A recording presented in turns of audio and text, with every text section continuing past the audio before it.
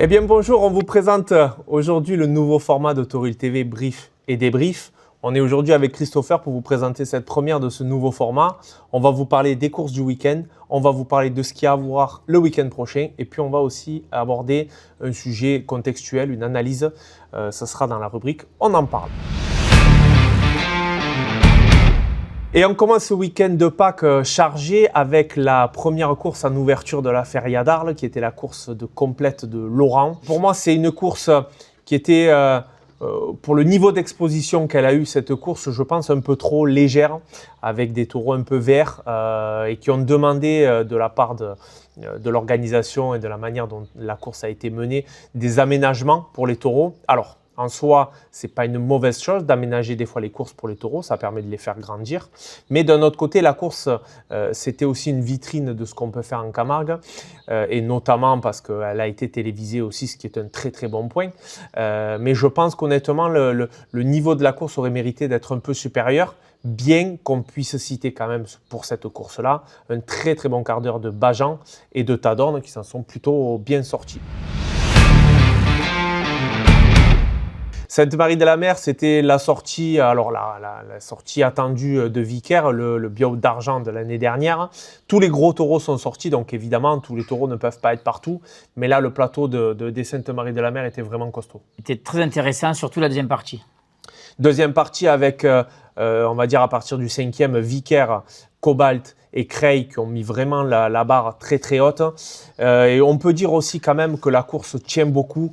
Enfin, le rendu de la course tient beaucoup à la prestation de Vicaire. Vicaire, c'est un peu une forme de taureau, alors j'aime pas dire vraiment ce mot, mais c'est une forme de taureau un peu à l'ancienne. C'est un taureau qui ne se déplace pas ou très peu. C'est un taureau qui tient du terrain vraiment d'une excellente manière.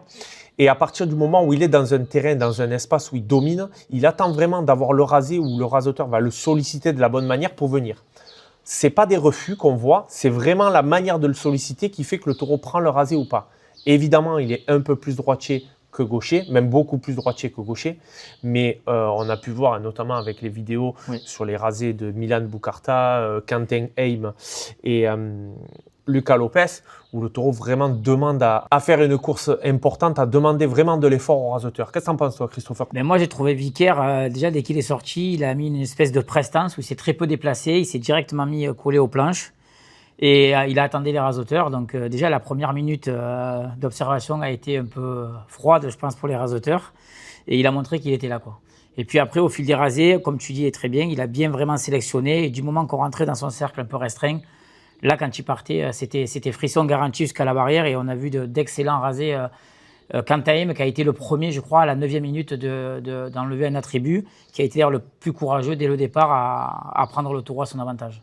Et on va en reparler de Quentin, puisque là, c'était aussi très bon du côté de Lunel. Il avait déjà commencé le week-end dernier à faire un très bon week-end et il a continué ce week-end à être omniprésent. C'est intéressant puisque c'est un jeune qui arrive de l'avenir. Exactement, c'est un jeune qu'on avait vu en fin d'année dernière qui nous avait beaucoup plu et cette année, il nous fait pas mentir parce que je l'ai trouvé omniprésent. Deux grandes arènes quand même, au Sainte-Marie-de-la-Mer, avec le plateau qu'il y avait costaud, il a été vraiment omniprésent. Et puis hier à Lunel, pareil, une omniprésence, et ce qui est bien à voir pour un jeune de son âge qui prend vraiment ses responsabilités. Oui, et deux pistes qui sont plutôt compliquées. On parle de Lunel et les Saintes, c'est les deux pistes les plus compliquées de tout le parcours. En fait, je reviens un peu à ce qu'on disait sur Vicaire. C'est aussi ce qu'on voit et ce qu'on trouve chez les taureaux qui sont sortis la semaine dernière, notamment Castella, Bohémien ou Corail. C'est vraiment ce type de quart d'heure avec des taureaux qui dominent, des taureaux qui imposent en fait leur espace dans la piste et qui ne se laissent pas en fait manipuler, se laissent pas déplacer et surtout se font pas piéger dans les déplacements. C'est aussi grâce à ça et grâce à ce parcours et à cette trajectoire de ces taureaux, à cette façon d'apprendre qui fait qu'on voit des grands quarts d'heure et c'est grâce à ça qu'on a vu une course aussi intéressante au Saintes dimanche. On va citer aussi bien évidemment la sortie de Cobalt qui était intéressant, qui revient à un très très bon niveau, qui revient au niveau d'avant sa blessure, ce qui est intéressant, ce qui va remettre aussi un peu Cobalt sur la course. Oui, un taureau qui est sorti d'entrée de jeu, on a vu qu'il avait du pétard dès son entrée dans la piste et qui a été vraiment, pour ma part, je trouve criminel, qui a été vraiment cocardier, qui a sélectionné et sur quelques actions, on voyait que c'était vraiment, il a imprégné un peu cette peur que les raseteurs ont eu de lui et c'est le taureau qui a été très craint de l'après-midi et on était tous contents de l'avoir revu à ce niveau-là de la compétition.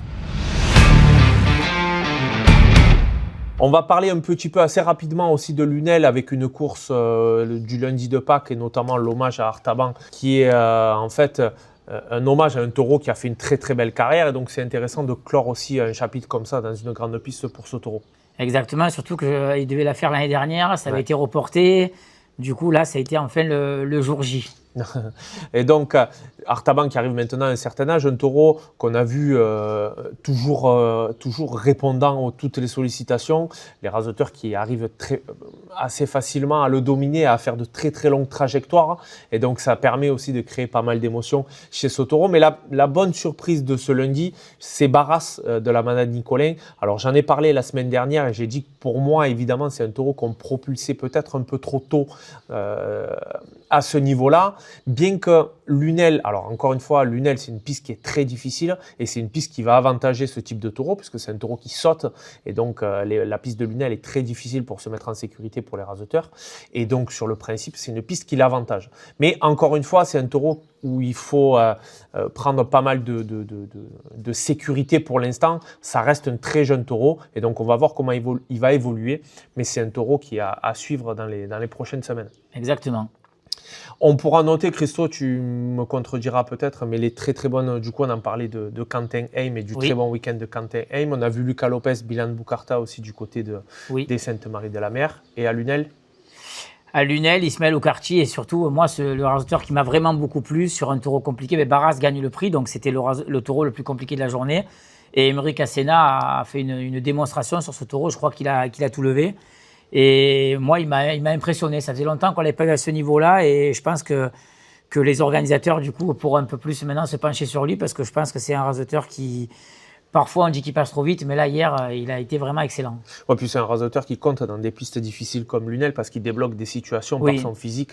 C'est pas inintéressant. Barras, en étant sorti 6e, avec un long week-end de Pâques où quasiment tous les jours il y a des courses, évidemment, on arrive sur de la fatigue et donc il peut débloquer ce type de situation. Oui, exactement. Ouais. C'est vrai que il est comme il est.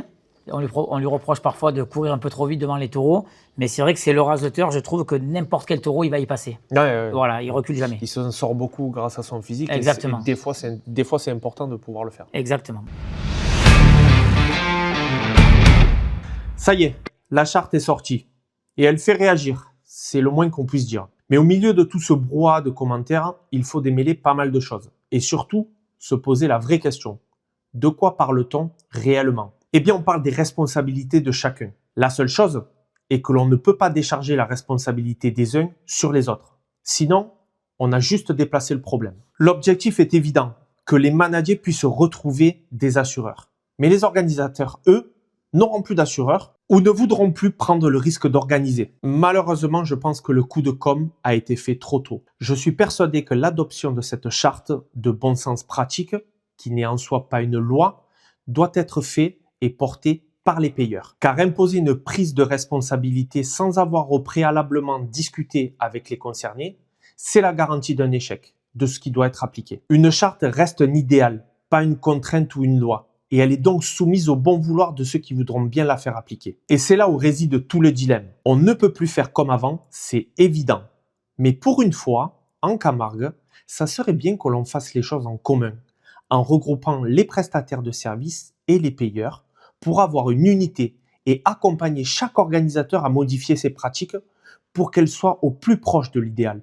C'est ça pour moi la recette du succès de cette charte et du maintien de notre culture. Car bien évidemment, le fond du problème et le fond du sujet, c'est de remettre du respect et de la valeur sur nos pratiques. Et on va finir sur le briefing de ce week-end, sur ce qu'il y a à voir.